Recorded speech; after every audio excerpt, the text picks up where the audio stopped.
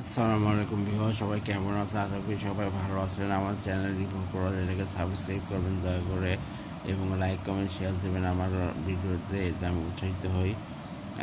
অঙ্ক করা যাক। এসে বীজগণিত করে 2টি কর্মীর সংখ্যা বড় অন্তর 199 হলে বড় সংখ্যাটি কত? ধরি সংখ্যা 2টি এক্স ও এক্স প্লাস 1 কর্মিক সংখ্যা, তাহলে এক্স প্লাস 1 প্রশ্ন অনুসারে